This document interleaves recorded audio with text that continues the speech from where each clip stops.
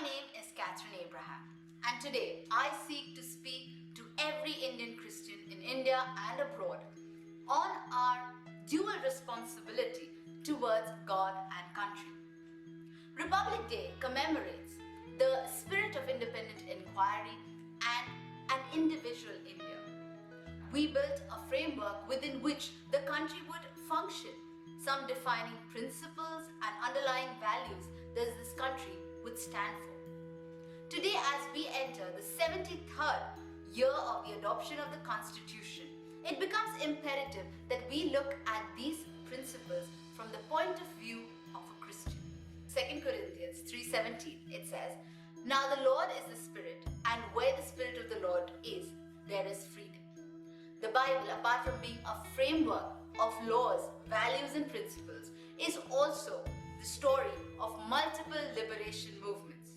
Be it under Moses, Joshua, Joseph, or even Esther, they all stood as symbols of liberty, symbols of hope, and a symbol for better tomorrow. The question now arises, do you as a Christian today believe that you too are a symbol of hope, of liberty, and a better tomorrow? As Christians, it's important that we realize the need to be liberated from the shackles of narrow-mindedness and selfish living. We work for our families, which is good, but we also need to work for the big picture, the society. One of the reasons why we are regularly overwhelmed by the multiple incidents involving minorities and especially the cases of torture against Christians is because we as a collective have failed to understand that as a whole, if we stand together, we will be able to achieve not just individual freedom, but spiritual freedom. Collective spiritual freedom. Too often we are busy preaching the Bible, but how many know that God made human authority to question and be questioned?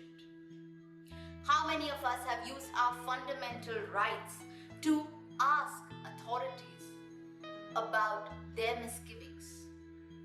How many of us have asked these authorities why minorities are sparingly counted as a part of the sovereign fabric of this nation?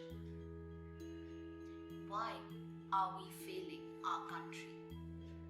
What is your active contribution today to your country and your brethren?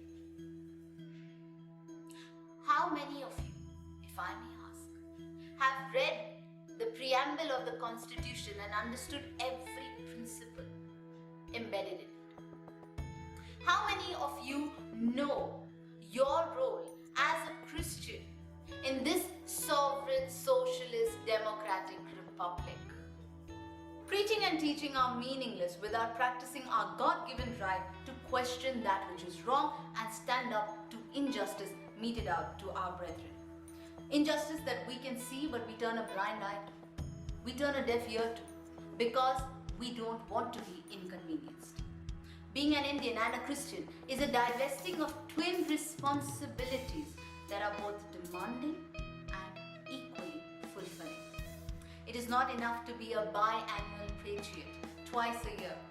Patriotism of a Christian must go beyond. We must emulate Esther, who stood her ground, and Moses, who questioned the Pharaoh. Merely saluting the flag twice a year just won't. We need, as Christians, to have a continuing duty towards our flag, towards our people, towards our country. Because that is how Esther stood for her people. That is how Moses went against the Pharaoh. He questioned the Pharaoh. Now, we need to question. We need to question these authorities. Today, the Spirit of God leads us when we stand for all that is just, right and true.